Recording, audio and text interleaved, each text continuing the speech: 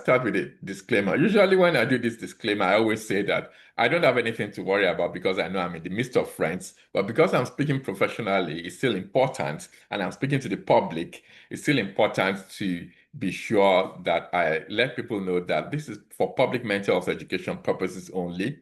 It's not by any means a personal consultation or a one-to-one, and it's not therapy. It's really to share information. But if there's anyone who wants to take this further, it's important that before making any major decisions on your health, that you discuss those decisions with your own mental health provider or with your care provider. That could be your general practitioner, it could be your psychiatrist, your therapist, your counselor, whoever it is that is taking a lead on your care. And just to say also that this is being recorded and it will be uploaded onto our YouTube channel. Right, so let's define scopes. Boundaries are very, very important things when it comes to mental health. Boundaries are really very key. So it's important that we know exactly what the boundary of today's talk is, or today's discourse is. So today is not really an exposition about the about spiritual causes of mental health, or the type of things that people want to sometimes get into debate about. And it's certainly not anything to do with demonology. And I've had a very careful thought about what I'm going to say today. And in order to be responsible, to be a responsible clinician who is putting information out there into the public where people might not be able to ask me the details, and only for a 2-hour period, I think there are certain things that is best to not just go into. And I know that might be disappointing to a few people, but this is something that has been carefully considered. And the reality is that I think when there are spaces like this, there are certain questions that is best handled on a one-to-one basis, and the nitty-gritty of it can be unpacked. So, but I'm going to be looking at a lot at where science and scriptures agree. And really, I always say that the more neuroscience I know, the more neuroscience I study, the more convinced I know the Bible to be true, because I can see a lot of agreements. Usually I start by saying that, for instance, cognitive behavioral therapy is one of the most versatile forms of therapy, or talking therapies. In fact, the National Institute of Clinical Excellence in the UK says that it's one of the most used, one of the most versatile, and one of the most available form of talking therapies. Yet that aligns so perfectly with scriptures. It aligns with the scriptures of Romans 12:1-2. I beseech you, therefore, brethren, that you present your bodies a living sacrifice, and be not conformed to this world, but be transformed. It talks about transformation. What CBT therapists tell us is they help us to identify toxic thinking patterns, which we call negative automatic thoughts, or automatic negative thoughts, or dysfunctional thinking. They help us to recognize them. They help us to rationalize them by challenging them. They also help us to be able to reject them and to replace them with what is serving us. And that's what CBT is really about. And CBT, I have firm conviction that CBT is really based on the same principles as Romans 12:1-2, as Joshua 1:8. I know that there are varying people at varying levels of their understanding of scriptures here today, but we are not usually this heavy on scriptures. But today, because it's faith and mental health, I think it's important to be very clear and to do justice, and to also give an opportunity to those who want to go and check things out. I think it's important for everyone to check. Don't take my word for it. Check things out yourself and see whether it aligns with what you know or what you believe. So, and like I've said earlier, we are a Christian organization. We really believe in the Bible. So let's start by making sure that today is worth your while. Neuroscientists, they say that 50% of what I'm telling you now, that when people go to presentations, 50% of their presentations is forgotten by the audience. 50% of the content is forgotten by the audience within an hour. That's alarming. They say that within 24 hours, 70% of the content would have been forgotten. And they say that within one day, within 24 hours, 70% would have been forgotten. And that within a week, only 10% would be retained. If there is no intervention, if nothing else happens. And it's 7 p.m. or it's a little after 7 p.m. now. On a summery day, it's warm outside, at least in here in Kent, it is very warm. And I'm sure that there are other things that people want to be doing than to be on a Zoom call that they're going to forget most of what they've been taught. So that's why I've made efforts to make sure that you at least take more than that 10% away, and that in a week's time, in 2 weeks' time, in 3 weeks' time, there's still something there that has transformed your life and has changed the way you do things. So in that regard, there are 4 things I'm going to encourage you to do. That's my bid to try to make sure that the things that I'm saying, you don't forget them and you can retain them. The first one is to archive. That's to record things down. It doesn't have to be, just record things that resonate. When people record things, they stick better and they are less likely to be preserved, because one day it's written on paper, it's written on iPad, and it's there for you to make reference to. So record what resonates. The second thing I'll say is that take action on what resonates as quickly as possible. The law of diminishing intent states that the longer you wait to take action on what you know you need to do, the less likely you are ever going to take action on it. And as I'm saying that, I'm sure that people are thinking, oh, that sounds painfully true. Because sometimes you attend an event and you say, oh, yes, that's it. I'm going to start going to bed at 10 p.m. I'm going to start eating fruits and veggies. I'm going to start taking vitamin supplements. I'm going to start catching as much sunshine as I can. I'm going to let go of unforgiveness and strife and all of those things, because I've now found out that they say it's not good for my mental health. But 2 months down the line, nothing has happened. Nothing has changed, because action was not quickly taken, because that's the way it falls down the priority list. So apart from writing things down today, take action very quickly. Take action within an hour. Take action within a day. Take action within a week. Make sure you are doing something. And in taking that action, also get an accountability partner.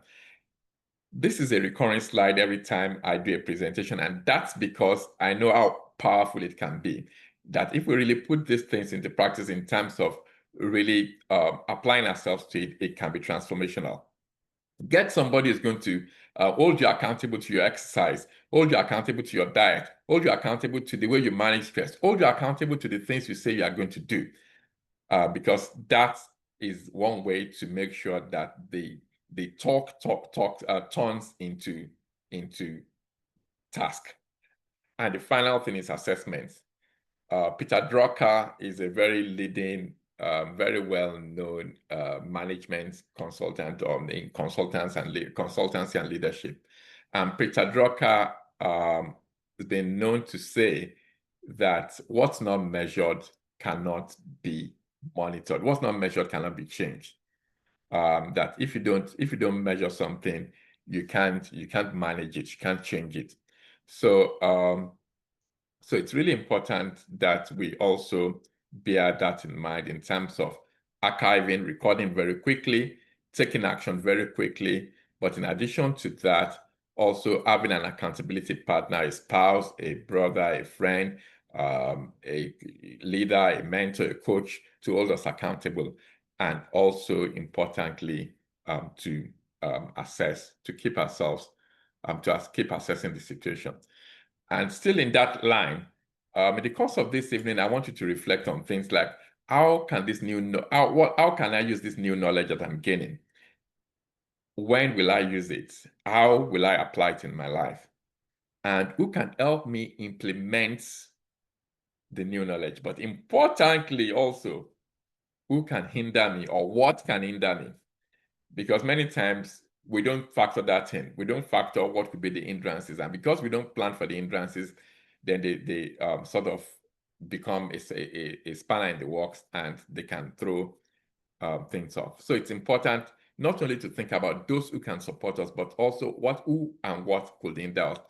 And what's the next simplest step I can take? What's the next simplest step? What's the next thing after today that I can take that really, next simplest step that I can take to really make things, to really begin to say, embark on that journey? So let's start with something very important. You know, the interesting thing is that this is really a very important part of today, and that's because for a long time we do know that there is a mind-body connection. The mind is connected to the body is connected to the mind, but also there is also a spiritual part of us. And the thing about it is, it's very important for us to realize and to recognize the connection and the relationship between each of those parts of us. The physical body is a part of us that connects with the world, is a part of us that connects, is our senses. That's what we use now. Because you can see me, it's your eyes that you are using to see me, you are using your ears to hear me. And some of us are maybe having a drink or doing things and they can taste. You are using your feeling, a sense of feeling, to be able to feel what the temperature looks like and all of that. That's the part of us that connects with our environment and with the world. That's the shell. That's what puts together. It's the case or the box in which every other thing is. But there's also the spirit. That's the real part of us. And there's a reason why I'm going into all this, because sometimes people get them confused, and it's really important. There's a very strong, it's important in terms of understanding faith, where faith and mental health sort of cross. So there's that part of us, which is and that's the spirit, that's the intuition, that's the part of us that is not sin, but that's the part of us that is also responsive to God. That's the part of us. If people say, so some people might be familiar with people who say, oh, that they felt that God spoke to them. That's where that happens. And that's also the seat of our consciousness. That's the place where we commune with God. So that's the spirit. But there's the soul, which is the least. I think that in faith communities, particularly in churches, among Christian, among believers, I think that's the least understood part. We have our body and we know. We do physical exercises, we go to the gym, we try to eat healthy. But when it comes to, and then we do spiritual exercises, fasting, prayer, worship, living separated lives, sanctified lives. We do all of those things. We attend Bible studies, we attend church meetings. But when it comes to the soul, that can be an area that is not so well understood. And interestingly, believe it or not, for a long, long time, even as a psychiatrist, that wasn't something I really delved into. So I can understand if a number of people don't even find it difficult to discern between the two. But this is the soul. The soul is also called the psyche, and it's the area that is troubled when there is mental difficulties and emotional problems. That's one. It's the area of our intellect, our mind. It's the area of our emotions, our feelings. It's the area of our will and our choice. And it's also the area of our imagination. Now, this is the thing. Our soul is I've said the body is where we have it's the part of us that has contact with the world, with the environment, with nature. I've said that the spirit is the part of us that connects with God. The soul is the part of us that connects with you. The soul is the part of you that connects with you. That's the most innermost and most sacred part of you in terms of your innermost thoughts, your innermost feelings, your innermost emotions, your imaginations. That's the most private part. Nobody sees it. Nobody is aware of it. But it's also the place where you have a relationship with yourself. And I know that many of us would have had this before. When people say that sometimes the reason why people are struggling to be at peace with other people is not because of the other people that they are struggling to get on with. It's actually because they are not at peace with themselves. And that happens. It happens not because nobody would choose to be at loggerheads with themselves, but it happens because things have happened. It happens because sometimes people have experienced trauma and it's unresolved. It happens because sometimes people have been dealt a very hard blow by life. But the reality is still that's the part of us with which through which we have a relationship with ourselves. And when we do that, or when that's not perfectly aligned, then that could be trouble. So I hope that that's laid a good foundation, because I'm then going to be talking a lot about the soul now in terms of I'm going to be talking a lot. There's somebody, BJ. Could I ask that you please stop moving your cursor on the screen, on your screen? Because when you do that, it looks like you've triggered your highlighter and it's obscuring the slides. So please stop, BJ. Please stop moving your cursor on the screen. Thank you. Right. Okay. So I think this is really the crux of the matter. It's a very, very important part. And all the other thing is that where does faith come into this? Faith comes into it because all these parts of us are all the parts of us, and all those parts of us need to be addressed. They need to be well taken care of. I also say that in church, we are very good at doing spiritual exercises.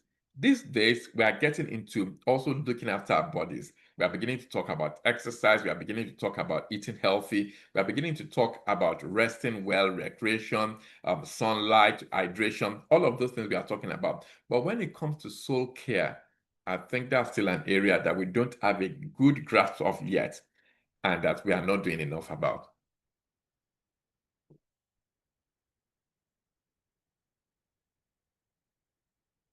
Right. So since today is about mental health and faith and mental health, let's go back to the basics and talk about what mental health is. That's the WHO. They say that mental health is a state of well-being in which an individual is able to cope with the normal stresses of life. They're able to fulfill their potential. They're able to contribute to community, and they're able to work productively. So there are certain things that says to us already. That's the WHO, and that's the World Health Organization. That's really the most leading or most well-known definition of mental health. It talks about well-being first. And I'm going to talk about, very shortly, I'm going to talk about my own spiritual or a more holistic understanding of mental health as I know it and as I've experienced it, having been a psychiatrist and having been in ministry for several years. But here, even looking at the WHO definition of mental health, there are certain things that leap out already and show that there is a link here to spirituality. In fact, or to being spiritual, or to faith, or to faith. Even the Public Health Agency of Canada actually talk about the spiritual aspect of mental health in their own definition of mental health. But what can we see from the World Health Organization? One, it talks about well-being. So it's not just physical, it's spiritual, it's mental, it's social, it's financial well-being. It's a rounded well-being. And as I say, I'm going to be citing scriptures today because that's the need of the time for this particular thing. Now, 1 Thessalonians 5:23 tells us that may the God of peace preserve you, only your spirit, soul, and body preserved without blame until the coming of Jesus Christ. 1 Thessalonians 5:23. That talks about spirit, soul, and body. So that's telling us where faith is already aligning, science is already aligning with scriptures here in terms of God cares for the whole part of us, the whole three parts of us. And I think that's played out in that scripture. But also look at what the World Health Organization is saying, that it's a state of well-being. And they also define health. They say health is not just an absence of disease. It's a state of physical, mental, and social well-being. So it's an all-encompassing thing when it comes to mental health. But it's also an ability to cope, to fulfill potential.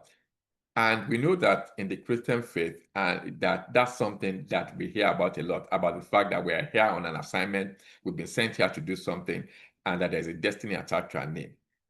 WHO is actually bearing witness to that. Also, to cope with the normal stresses of life, there is now very unmistakable, very clear evidence showing that faith is good for mental health.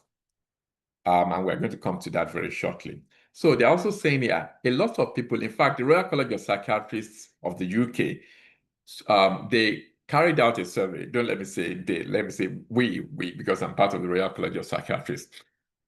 We carried out a survey, and we found out that 50% of those who use our services, 50% of them actually said that they cope with their mental challenges and distress and the challenges of life, turning to their religion or turning to their faith or their spirituality. What's even more interesting is that they also say that they find it challenging, and I think somebody made a point earlier, which I'm going to speak into, the forensic social worker who talked about. Okay, right. This says my battery is running low. Okay, please give me 1 minute. I'm just going to.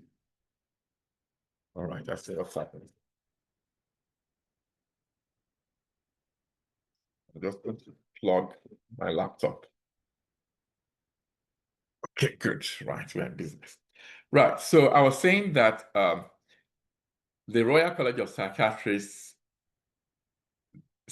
carried out a survey. 50% of those 50% of the respondents actually said that they feel that as psychiatrists that we're not thoroughly equipped to help them, to support them in their spiritual exercises or in using their spiritual experiences to cope with the difficulties of their mental conditions. And so over the last more than 15 years now, there's been a spirituality specialist in special interest group by the Royal College of Psychiatrists. And it's a group of people who come together and look at mental health and say, actually, there's more to us than our soul, and there's more to us than our body. There's something else that is connecting, that is higher than us, that is part of us, and that as psychiatrists, the more we look into that, the more we relate to that, the more we're able to support people. So I hope that that's beginning to speak to the question that was raised, and it's a relevant question because traditionally, particularly in the UK, it's less so in the United States. I think in the United States, things they are far ahead in terms of really treating the whole man and understanding the spiritual aspects of mental care. I would admit that they are far ahead, but in the UK, we are coming. We are catching up, and we are working actively on it. So going back to this definition of mental health, it says that it's a state of well-being where an individual is able to fulfill their potential. We've talked about how that can be related to faith. It's not only just fulfilling potential, it's also about the ability to be able to cope with stress. And like I said earlier, a lot of people who are interviewed said that's something that's key to in terms of coping with stress. We also do know that there's a sense of community in church where people share each other's burdens. All of those things are actually pro-mental health and also pro-physical health. We take them for granted, but the reality is that they are not to be taken for granted because they actually do impact positively on mental well-being. And of course, that people are able to work productively and fruitfully. You know, I always say that I started my public speaking in church. I remember I was speaking somewhere about over a year ago, and I just flippantly said, I'm blessed to be in a place now where I speak to corporations, to large corporations, and that my speaking career started in church. And everybody, there was some giggling in the room, and I said, oh, what have I said? Have I done something wrong? Because to be honest, I was like, oh, what's happened? I've just said something I missed. And they said, oh, no. I said, so what have I said something I missed? They said, no, that just struck them, that was where I started from. And that's true. So the point I'm trying to make is that also working productively and fruitfully. I know people who say that sometimes it's their volunteering roles in church that they cite in job interviews as relevant experience, and they get the job. Because sometimes we also take that for granted. the opportunity of honing our leadership skills, the opportunity of being able to serve, the opportunity of being able to develop interpersonal skills, the opportunity of being able to relate to people, developing emotional intelligence. All of those things are presented in church. It's there waiting for us to take advantage of. And sometimes we don't even realize it. Sometimes we don't realize that those are the opportunities that are there. I've had more than 2 people say that really the relevant experience they cited was to do in a job, was to do with what they did in church, because indeed they could demonstrate, they could tick all the boxes. So that's just, we are beginning to make the links now in terms of being able to contribute to society, community, in terms of mental health. For instance, there's countless, I give people who are in my team who work together, whom we work together in the Christmas hamper team, for instance, is a big, massive project we execute every year, giving Christmas hampers to over about 300 members of our community. It's a year-long project. And people who work with me on that project, if they come to me and they ask for references, I gladly give it, because I know they do the work, and I know that some of the skills that are required to execute that type of project, you don't need more than that in the workplace. I hope that that's beginning to shape some of our thinking in terms of, because when we think about mental sometimes, and we think about faith and mental health, sometimes it's difficult to make these links in terms of where the dots are joined. So talking about joining dots, now let's try and put together all these dots now. Where does faith meet mental health? Where does mental health meet faith? Where does science meet scriptures?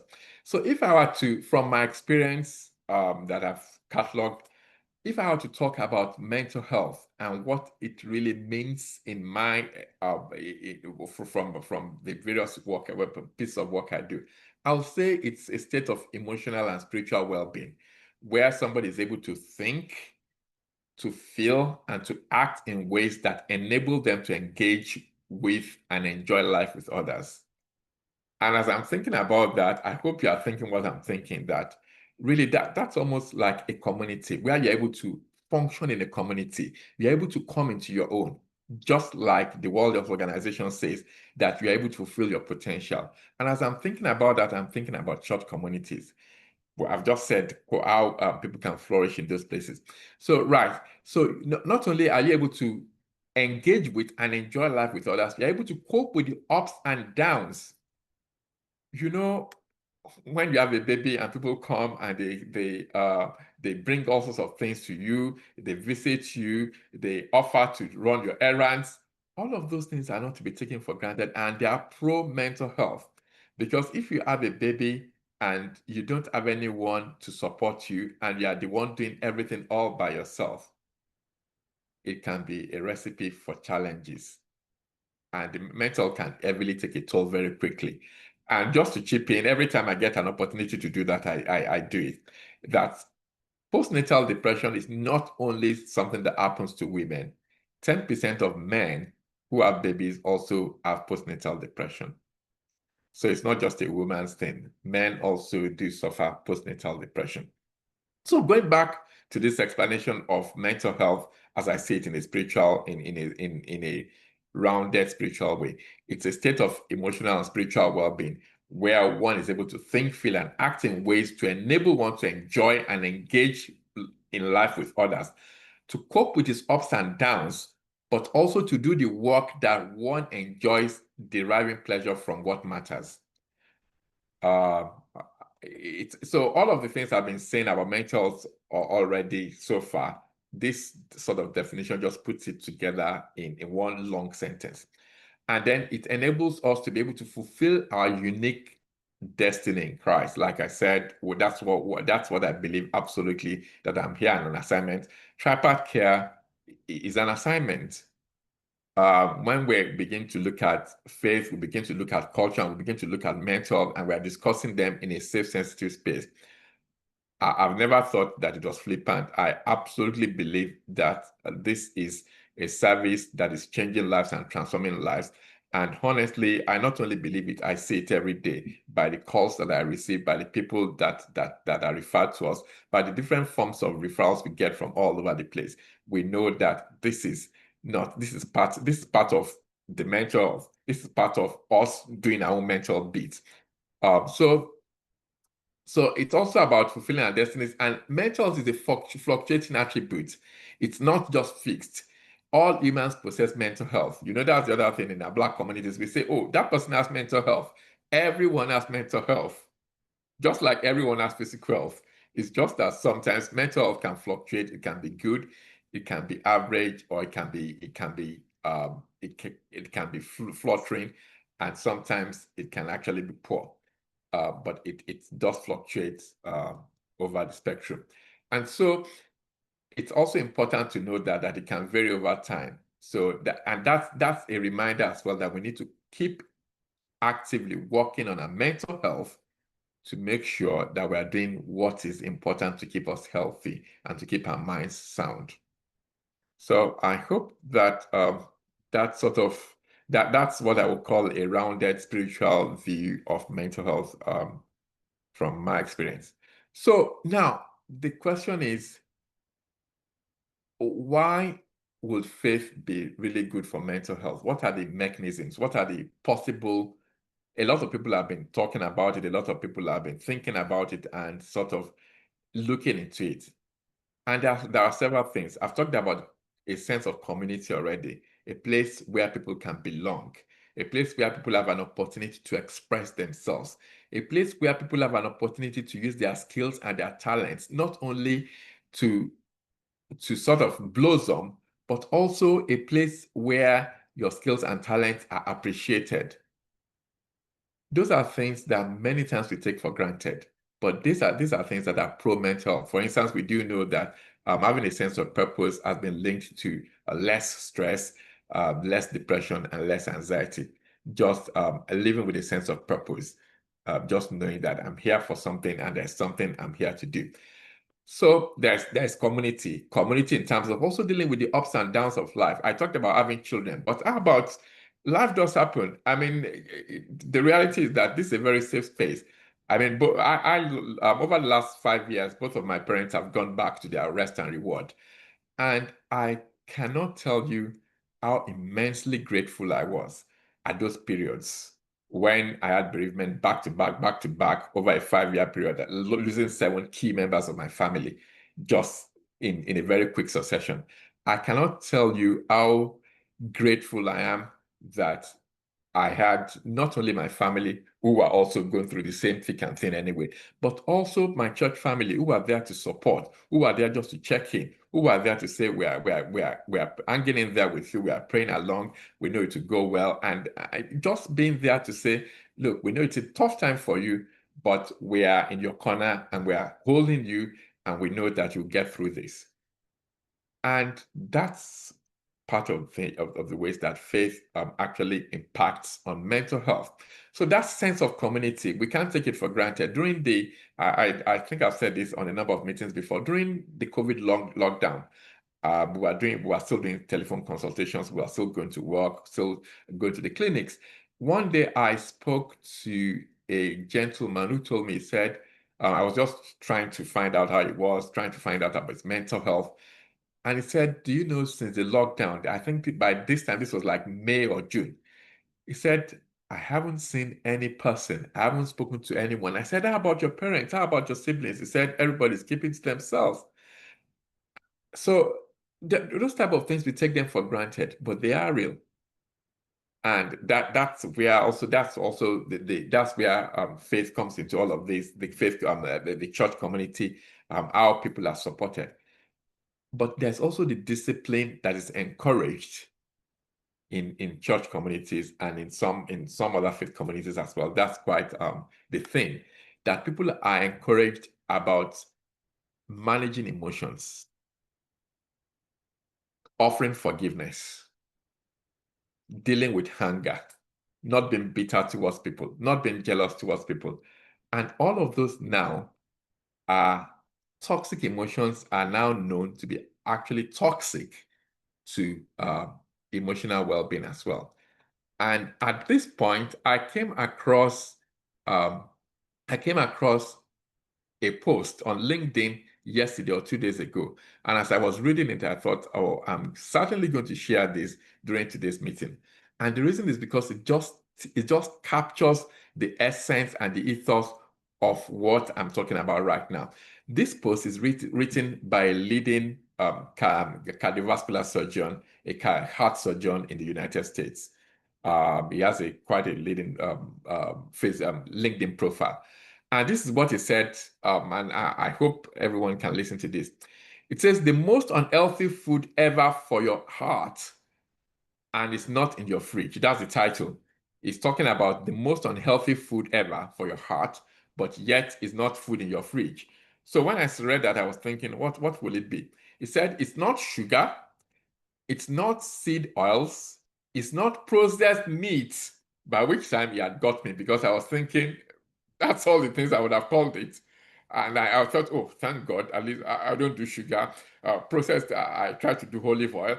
I don't do processed meat a lot these days. And I was thinking, so if we've ruled out all of those, what is it going to be then?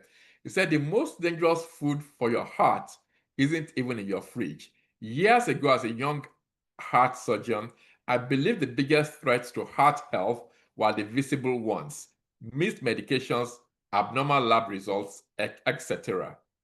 But over time, especially when I saw patients with no family history, similar diets, and parents living healthy into their 80s, I started asking hard questions.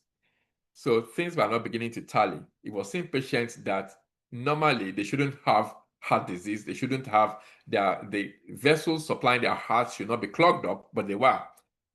How could someone be struggling with severe artery disease at just 50 when everything in the family and on paper looked right? This was a question he was asking himself.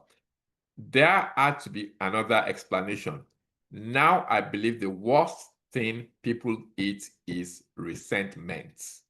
Now I believe the worst thing people eat, and I put the eat in quote, is resentment, unprocessed emotions, bitterness, chronic stress from broken relationships, and unspoken anger. Your heart doesn't just pump blood, it carries your burdens too. So when I talk to someone, I be sure to ask about their emotional health. So it now changes stance. And there's lots and lots and lots of research linking mental conditions, particularly depression and heart conditions. Lots of them. That's another growing area of research. Now, so we measure. So when I talk to someone, I be sure to ask about their emotional health. We can measure your cholesterol. We can scan your arteries, but we can't scan your soul. If you are eating clean but holding on to anger, you are still feeding your heart poison. This is a leading heart surgeon in the United States writing this. Want to protect your heart today? Try a forgiveness fast. You don't have to call or fix everything. Just release the grip. Do it for your heart's sake. Have you ever felt emotions impact your heart? And that's how it ended. Really loaded. Really, really loaded. And this is on LinkedIn. This is on public domain. The guy's name is Mustafa Kukloglu. So you could check him out. And that I think that also wraps up when we start talking about toxic emotions. For instance, one of the theories, there are so many theories around depression and depression, particularly the etiology of depression. And one of them is this, that sometimes could depression be turned in anger? Could it be turned in guilt? Could it be the anger that was not expressed towards others that is being expressed towards self in terms of turning in the anger? And that's also been linked. Some people have drawn it to even start talking about that. Could that also be some explanation for suicide? I'm not saying it is. I'm just saying that those are part of the things that people are actually talking about, and these are in academic communities. Of course, still talking about discipline, we are talking about where science is meeting scriptures now. Talking about discipline is also the appetites, things like drink, drugs, sex, all of those things. Even in Christian communities, um, there's always talking. There's always the thing about moderation. There's always the thing about um, people. Some people believe you should drink. Some people believe you should drink in moderation. Some people say you shouldn't drink. Personally, I don't drink because I've looked at alcohol and I can't see what benefits it's going to do to add to me in any way. So I don't. But however, people have their own different stance on it. But we also do know that alcohol abuse, drug intoxication, drug abuse has very damaging impact on mental health. No way you cut it. There is no way you cut it. Excessive alcohol use, certain intoxicants are not good for mental health. And we also do know that sometimes indiscriminate sexual activities is actually things that people use to try and treat a need that is deeper, some sort of emotional need, some sort of trauma that has been experienced and hasn't been addressed. So really, the fact that also in church communities, that's something that people are supported, people are encouraged to really live, to really stay on top of. That's also a pro-health activity. And just talking about pro-health, still talking, it's not just mental health actually, in terms of faith, there's also physical health. For instance, the blue zone, some of my colleagues on the online, some of my medical and health clinician colleagues will know about the blue zone study.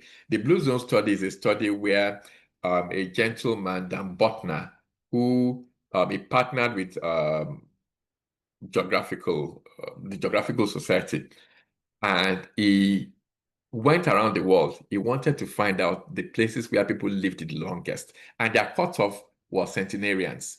They wanted to find out populations where they had the highest number of people who live beyond 100. They found about 5 initially. I think there are about 7 or 9 of them now. But interestingly, quite a number of, 2 of them were in Europe, in the Mediterranean countries. There was one in Japan, in Okinawa. There was one in Costa Rica. And then the only place where you really call Western world, industrialized nation of the world, where they found that people lived, performed to that sort of level, was actually in the Loma Linda area of California. Loma Linda, in the Loma Linda area in California, and it's populated by Seventh-day Adventists. And they then began to look at what are the things that people do. They looked at their diet, they looked at their relationship with alcohol, they looked at the relationship with the community. And one of the things they teased out was that some of these people who lived the longest were people who had kept the same friendship groups for about 80 years. They still walked 5 miles every day, even though they were in their 80s. They were still doing gardening, they were still doing all sorts of things. They were still contributing meaningfully to community and to society. So that's another reason, that's another place where science meets with scriptures in terms of the sense of community, in terms of, like I said, Loma Linda is actually, it's a 7-day community. I mean, there's a large, well-known 7-day Adventist community in Loma Linda in California. Right. So we've talked about community. We've talked about the sense of purpose, that when people, that's also very well recognized in research, that when people have a sense of purpose, that they are committing to something beyond themselves. There's something they're investing into. Their lives are richer, their lives are happier. And there is somebody else, I forget the name, Brooks, Arthur Brooks. He's the happiness professor. I think he's also in California. You could check him out on Instagram, Arthur, as in Arthur, Arthur Brooks. He's done lots and lots of research on happiness, and having a sense of purpose is one of the things that he also talks about. Right. So now, resilience as well. In terms of resilience, is not just a trait that you develop. It's also about drawing support from other people that are in your community. It's also about getting, not running the race alone, not doing things alone, but being supported and being connected to others. And of course, there's also the fact that, what's the role of faith?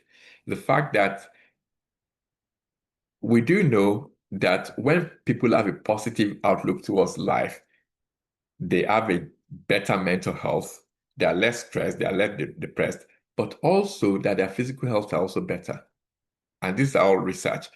And for those who really want to go into the nitty-gritty of this, there is a book by a GP, a UK GP. He lives in Margate. It's somebody I know quite well. He's written a book, and he wrote this book himself. He wrote this book when he himself had bowel cancer. So that's the title of it. He titled it, "Oh God, I've got oh God." I think it's "Oh God." Yes, "Oh God, I have cancer" was the title of the book. And in the book, he cataloged he really went into the research and cataloged all the relationship between health and physical well-being, mental well-being. And it's like a catalog of all the research. He quoted all the research. Johnson, his surname is Johnson. I forget his first name now, but his surname is Johnson. If you Google it it's still on Amazon. If you Google that title, you will find it. But the point I'm trying to make is that one of the main themes of his book was the fact that when people have a positive outlook towards life, and this has been replicated in studies all over, that the outcomes are better. In fact, there was all sorts of things have been done, but there was a group of people, they were all elderly people, and they asked them, they had 4 groups. There were people who were healthy and they were elderly. They were in good health and they were elderly. And they asked them, what do you think? Do you think you are going to live long? How do you think things are going to pan out? And they were able to use that to separate people into 4 groups. There were the people who had good health and they believed that they were going to be okay because they had good health and they were elderly. They were the ones that fared the best. They were the ones that lived the longest. But there were people who had poor health, but they believed that they were going to pan out fine. And they did better than the people who had good health and believed that they were going to pan out poorly. Isn't that interesting? People who are in poor health, who believe that somehow it will work out, they fared better when you look at longevity than people who had poor health, who had good health and believed that they were going to fare poorly. Meaning that there was something about their minds that programmed their body and directed their bodies to behave in a particular way. And all of these things are things that are really, when we begin to look into the literature, you'll be surprised what you will find. Lots of things there. But so that's also attesting to faith being a positive thing in terms of not only physical but mental health. Right. Now let's change this. Right. So let's go to gratitude. I think I'm going to cite Bible again. It's in the book of Psalms. It says, it is good to give thanks to the Lord. It is a good thing to give thanks to the Lord. I've read their scriptures over and over and over and over and over and over again. But then when I began to look at gratitude and mental health, I began to see that, oh, wow, that's another thing that is perfectly aligning with scriptures, that actually it's a good thing to give thanks. It's a good thing to be thankful. And mainly, we do know that there are certain areas of our brain, they induce gratitude in people, sort of simulated gratitude, and then they put them under the scanner and look at their brains, and certain areas lit up. One of the areas that lit up, or one of the areas that were that became dormant, sort of where the activities lessened, was the amygdala, for instance. And that's the amygdala is the alarm system of our brains.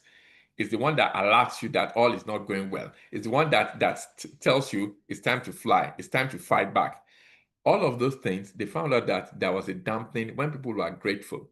That there was a dampening of activity when they simulated gratitude in those areas of their brain. But also they found out that certain areas that were associated with release of dopamine, which is the feel good, not only the feel good, but also the satisfaction, the reward areas of the reward hormone. They found out that lit up when you are grateful. They also found out, for instance, that the area of our brains that focuses on ourselves, that is so self-absorbed, that is so self-ruminating, tends to be tempered when we are grateful. Basically, science now tells us very clearly, neuroscience now shows that it's a good thing to give thanks to the Lord. It's a good thing. And it's not just giving thanks to God, it's also giving thanks to the people who are in your life. But it's not only even giving thanks to the people who are in your life, it's also about being able to receive thanks from the people that appreciate you. And the other thing about gratitude research is this, that the more, initially, there might be people who say that's, for instance, people who are depressed are encouraged to, or anxious are encouraged to keep a gratitude journal. There might be people who will say, what's there to be grateful about? What's there to be grateful for? There's just nothing. But people are now saying, science research is now showing that the more you practice gratitude intentionally, the more it becomes spontaneous. The more it's like your brain begins to scavenge around looking for reasons to be grateful. One of the things that I'm doing differently, intentionally differently this year, is that I've got an app on my phone. It's called Notes. I'm a Samsung person, by the way.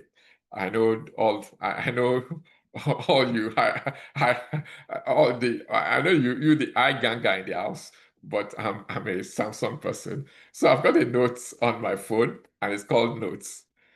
And I intentionally put down things that are going well. And what I've decided is that I put the dates and I put what's happened. The good things are happening. I deliberately am keeping a record of that. And at the end of the year, I'm going to look at it and just sort of celebrate. Because the thing is that we've got to be intentional about being grateful, but we also do know that it's good for our mental well-being. So what are the things that people have suggested? For instance, some people have a bedtime routine. I've not got there yet. I tend to do mine as and when, but usually every week something goes into the journal. Bedtime routine of thinking about 3 good things that have happened today. Daniel, amen, as in amen to prayers. Daniel, amen. You can also, all these names I'm talking about, there are people to follow actually. Daniel Amen is a leading psychiatrist, is the founder of the Amen Clinic. He swears by this, that every night he goes to bed and before he sleeps for the night, he will say, what 3 things went well today? And the more you do it, those things are pro-mental health. In fact, they say that consistently doing those things actually make permanent changes in our areas, in our brains, in the wiring of the brain, in the texture and the strength and the thickness of certain areas of our brain. For instance, prayer is now been associated with thickness of certain frontal areas of our brain where we take our decisions, the executive function, the decisions that we make, all of those things. So going back to gratitude, habitually writing thank you notes. They've also found that it enhances, it's almost like when we say thank you, it triggers us to be able to see more reasons why we need to say thank you. And also when we are stressed, when we are stretched, when life is pressing us, just taking a moment to look around and say, what is one good thing I can identify in this chaos? That has also been known to be helpful. I know somebody said that they would like tips and things, practical things that they could practice. I hope that we are getting some of that as we are going on. So what else did they find about gratitude? The other thing they found about gratitude was that teenagers and young adults who habitually were grateful had better friends. They scored better in their grades in school. They got on better with their parents. And importantly, there's also some research suggesting that they had less suicidal behavior. Very profound. And it's also not a secret that the power of gratitude, living a life of gratitude, has actually been associated to be similar in effect to antidepressant effect. Really very interesting things there. So if I've spoken quite a lot already about some of these aspects of what I call the spiritual model of mental health. I've talked about trust. We've talked a lot about faith today. We've talked about thoughts in terms of, we've talked about CBT, we've talked about Romans 12, 1 to 2, we've talked, Joshua 1:8. All of those things are talking about really being responsible about our thinking. There's also Philippians 4:8 in terms of I usually say if your thinking does not pass the Philippians 4:8 test, if it's not true, if it's not honest, if it's not lovely, if it's not of a good report, then you shouldn't be dwelling on them. Toxic thinking is like a bird. A bird has a right to fly over our roofs. As I'm speaking now, I don't know how many birds have flown over my roof. Who knows? Or maybe none, maybe 20, who knows? But none of them has perched on my head. And if they wanted to, I wouldn't let them. Obviously, for some of us, it's easier because we've been doing it for a long time. But it's about really being intentional about it. And the temple is about the body. We've talked about, for instance, alcohol. We've talked about drinks, drugs, all of that. It's also rest. The fact that our bodies are temples and we should treat them as such. And that's Bible, that our bodies are temples and that God lives in there. So the way we treat our bodies. Treasures is really about relationships, the quality of our relationships, time, being able to say no. I usually joke, and it's true, that I've said more no this year than I've said probably in all my years put together. And it's giving me a lot of room to do the things that are important, not just to be drifted. So being able to say no and confidently say it and really not feel guilty about it is also important. And of course, dealing with trauma. Childhood trauma experiences are real. I know that sometimes we don't talk about them in church communities, but nevertheless, they still play out in the way we show up. And by the way, for people who are wondering whether I think we should go for therapy or not, I really do believe that if there's a need, there's no reason. Therapy and faith are not mutually exclusive. I don't believe that one negates the other. In fact, I think that a lot of principles that are used in therapy, particularly things like cognitive behavioral therapy, have a lot to do with principles in scriptures. And just to say that as well, I've just recently written an article for Keep the Faith magazine. Keep the Faith magazine, and it's on this particular theme. So you can check that out. It's on Instagram, and it's also my LinkedIn page, and I don't think it's on Facebook yet. But it's if you join our WhatsApp group, for instance, it's also there. Why I think Christians should go for therapy if they need to. I don't think that going for therapy means you are less of a firm, you are less believing, or that you are doubting God. And of course, I also do believe that if people need to, there's no reason why you shouldn't speak to your GP about your mental challenges. And of course, the tasks. Task is right on top of it. If you see the pyramid, you'll find out that task is right on top and trust is right at the bottom. It's deliberately done. It's like the Maslow's hierarchy. This is a tripart thing, by the way, but it's like the Maslow's hierarchy. Trust is the bedrock of it all. It's the one that holds it together. And sometimes we try to start from here. We are trying to make the task good, but we haven't addressed the trauma. We haven't addressed the time management. We haven't addressed the difficult relationships. We haven't addressed the way we are treating our body. And we expect that the task to go well, but they don't. So we've got to start from here and just build all the way up. Because if we start from here, actually you find out that most of these things begin to align well. Right. So that's also a tripart. It's a tripart care copyrighted infographic, and this really sort of captures our thinking about mental health, and it's a spiritual model of it. And a lot of it already I've spoken about. We've talked about limiting beliefs and mindsets, how the things that people believe, whether it's for positive or negative, can actually play out no matter what's happening currently in their lives. What they're thinking would eventually play out. We've talked about managing our bodies, relationships, we've talked about that. And of course, also burnout, stress, moral injury. Those things are really important to be, and that's also scriptural. There's a scripture that says that everyone should wait on their ministry, that you should stay in your lane. When we stay in our lanes and we stay in our lanes and we have boundaries, we know that we are not messiahs, that none of us is a messiah. Every one of us can only do a bit, but also feel not feel guilty when we have to say no.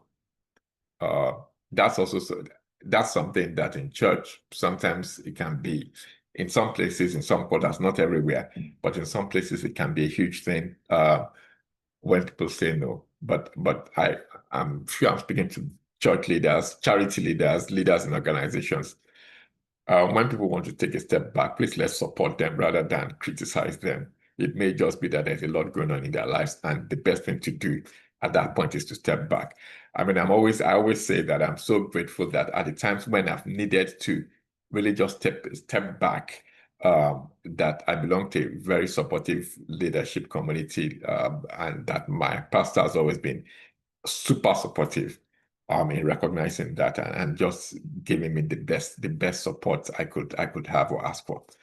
And I really do hope that there are other leaders who are like that, to really understand that sometimes people just need to step back. Sometimes people just need space. They just need a breather. And of course, trauma. I can't emphasize that enough, that there are Christian therapists out there. Even if the person is not a Christian therapist, it doesn't mean you can. These days, it's possible to be able to say that I really want somebody who understands my faith, who understands my culture, who understands my background. And I think that's really important. It's important for somebody to be able to relate to where you're coming from in order to be able to help you. So, but these days, I know countless, I think it was the other day I was saying that I know countless ladies who are middle-aged Christian leaders who have now trained as therapists, who have trained as counselors. Lots.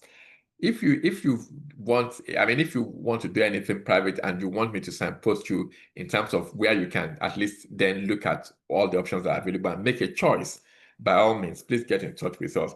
That's part of the things we do to really encourage people to address these issues.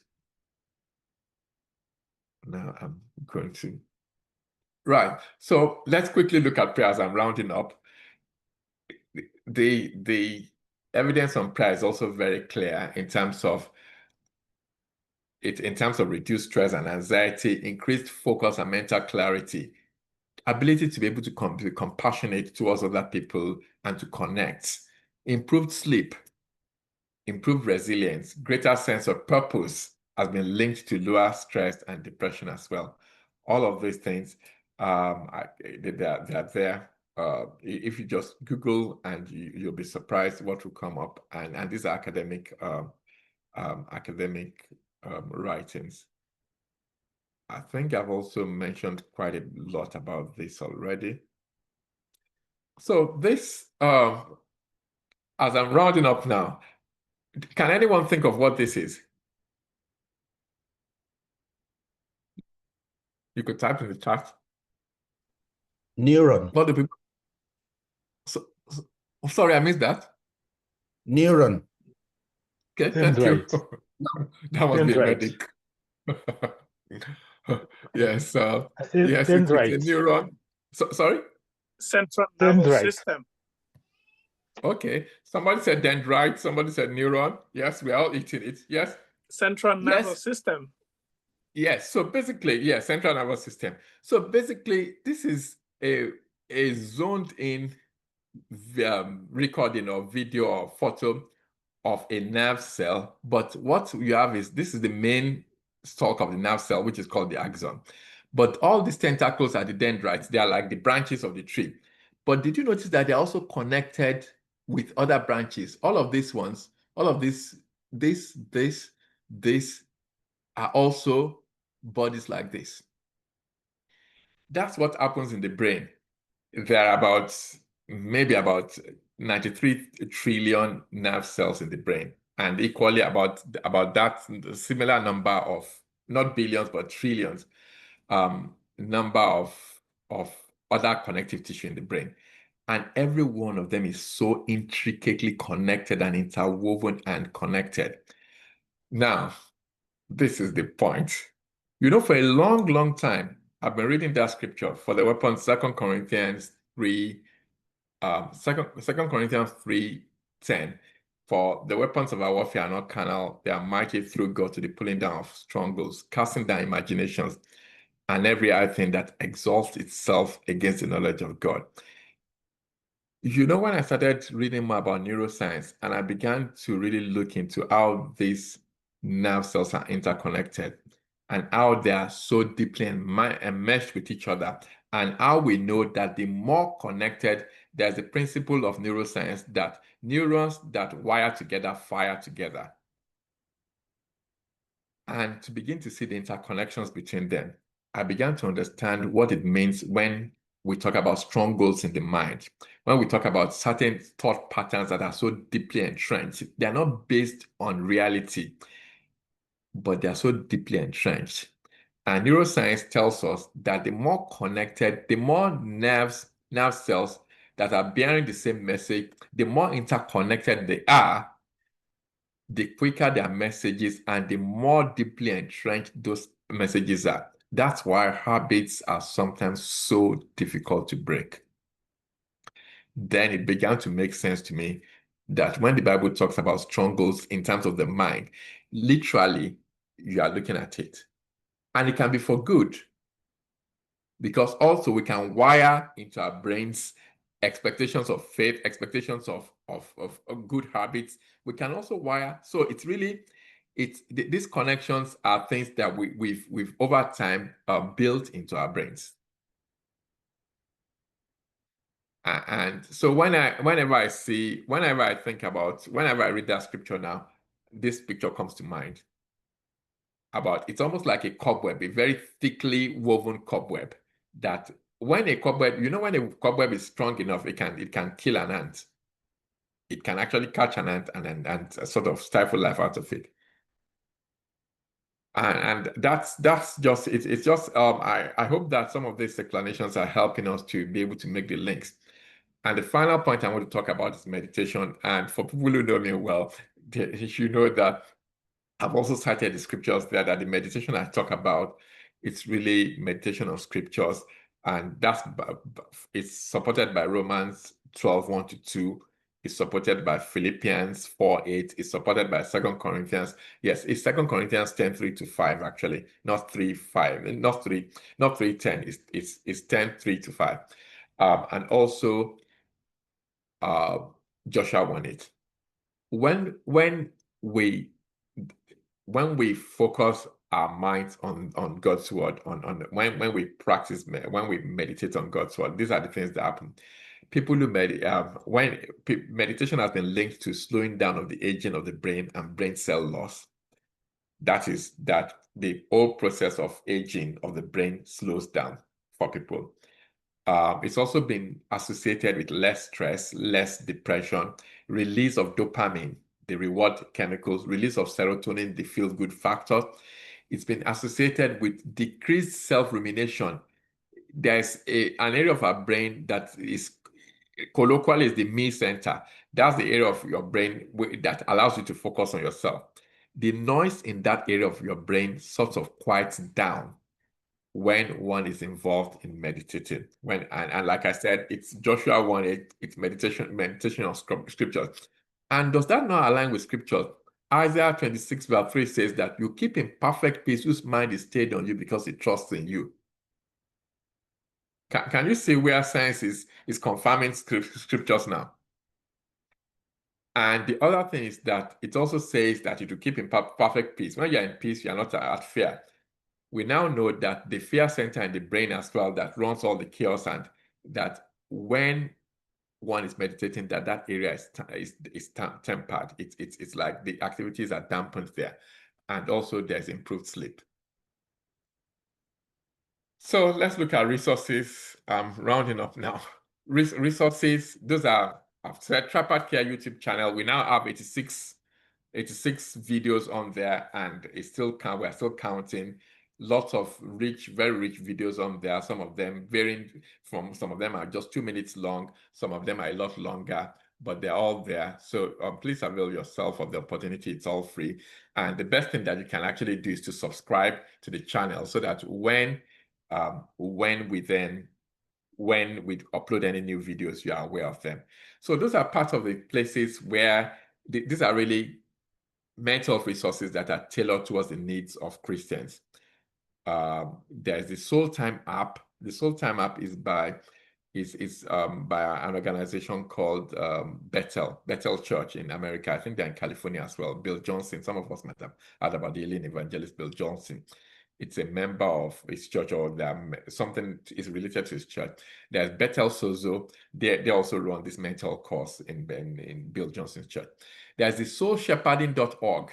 Soulshepherding.org is one that I really recommend. These are two psychotherapists, Bill and Christy Gauthier.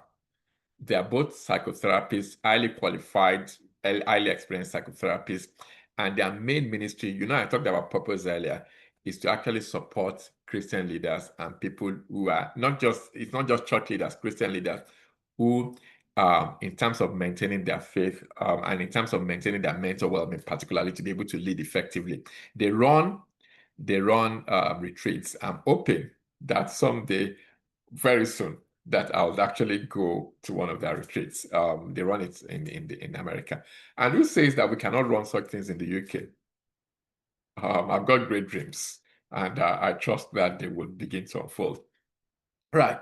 So there's openmadestrong.org, also a Christian organization in Canada. They help organizations with mental health, and they are very vocal about the fact that they're a Christian organization. SanctuaryMentalHealth.org, also in Canada, also very unequivocal about their Christian stance. Association of Christian Counselors. I can see that one of our Christian counselors has just joined. Thank you for joining us, Leon. Bless you. It's good to have you here. Right. We've got Switch On Your Brain. That's a book by Caroline Leaf. Caroline Leaf is just churning out books, and they are worth reading. I think there's one that it's on pre-order currently. Little hacks, little tips in terms of helping your mental health. The Neurocycle app as well. The Neurocycle app allows you to actually scrutinize your thinking and vet your thinking in a positive way, not in an obsessive way, over a 21-day cycle, and then you can then do another 21-day cycle. And people find that can be very therapeutic in recognizing, rationalizing, rejecting, and replacing toxic thinking. And the classic, at least for those who have been around for a long, long time, Winning the Battle of the Mind by Joyce Myers. Right, so we've talked about all of that. That's just for those who are interested in literature, hardcore literature. That's between 2000, in this century, there are about at least 344 studies in this millennia that I've talked about that looked at faith, spirituality, mental health, and how people cope with adversity. Okay. Mr. Effiong, thank you. Please kindly don't move please refrain from moving your cursor on the screen, because it then defaces the screen. Okay, so improved mental health, higher social functioning, all of those things are associated with faith, with spirituality, and I've spoken about the spirituality special interest group by the Royal College of Psychiatrists. There are about at least 3,000 of us psychiatrists in the UK in that group, at least 3,000 of us, and it's been running for at least 15 years. And I've shared earlier some of the work that's been done. Right, so those are the things that we are planning for going forward. Those are part of the things that are on the agenda. Next month, we're having a panel discussion, and some very eminent gentlemen will be coming together and talking about men's health, because it's Father's Day for June. So we are bringing together a panel, and I'm feeling blessed, really feeling blessed that we have such caliber of people who have agreed to come in and just share their expertise. There are names that are known, at least in the Black church community, and it's just a privilege to be able to have them around the table and really discuss heart to heart. So I'm really looking forward to that. On that day, I'll be facilitating. I will not be presenting, and I'm really looking forward to it so that I can sit back and just benefit from their well of wisdom as well. We are going to talk about PTSD in August. We are going to talk about self-confidence and self-esteem in July. And in September is students' mental health. Those are all the things that are still in the pipeline. So be on the lookout. Those are all the activities that Tripart Care does. And if you take a photo of that, that's the QR code for joining the group. That's the generic group. If you wanted to join the generic group, and there's nothing stopping you from joining both groups. If you feel, for instance, that you're a leader in church, a leader in a charity, a leader in a marketplace leader, well, if you feel that sort of describes you, you can join both groups. As long as you feel that what's been said is going to be relevant to your needs. But the WhatsApp groups are safe, sensitive, supportive, signposting spaces. They are spiritual spaces, like we said. So we discuss hardcore spiritual things, and we are very open about the fact that we are believers and we believe the Bible. And it's also a place for confidential signposting. It's also a place for supporting people, directing people, just really helping such that the community, our community, and larger community is well taken care of. So that's the leaders group.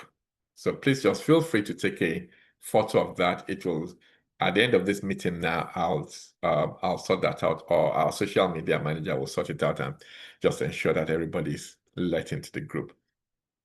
That's the book club. Like I said, Dr. Dorcas is doing a brilliant job of that. The book that we are reading is The Body Keeps the Score. And in the past, we've done Kobe Campbell's book on Why Am I Like This? Why am I like this? If you find yourself thinking, why do I keep having the same repeating patterns of emotional chaos, and why does my past emotional experience of the past keep biting me? That's a good book to have, by Kobe Campbell. Kobe as in K-O-B. She had been a victim of trauma and abuse herself, and she went through healing, went through therapy, went through recovery to the point in which she trained as a Christian counselor herself, and she's now doing workshops and really supporting people. We are on Instagram. So if you're an Instagram person, we are on Instagram. Just find us, Tripart Care. And so those are all my details. These days, I don't hang out much on Facebook. I very rarely do. I was looking at it today and thought, oh, wow, the last time I put something up on Facebook was on the 31st of March. Oh, yes, that's true. Yes, I think there's an article there or something. But anyway, so these days I'm mostly on LinkedIn and Instagram. And that's the email address. And the YouTube channel, like I say, just go on YouTube and check Tripart Care. You can then subscribe, and whenever the videos are uploaded, you will be informed. Thank you all for listening. It's been quite a very lengthy one,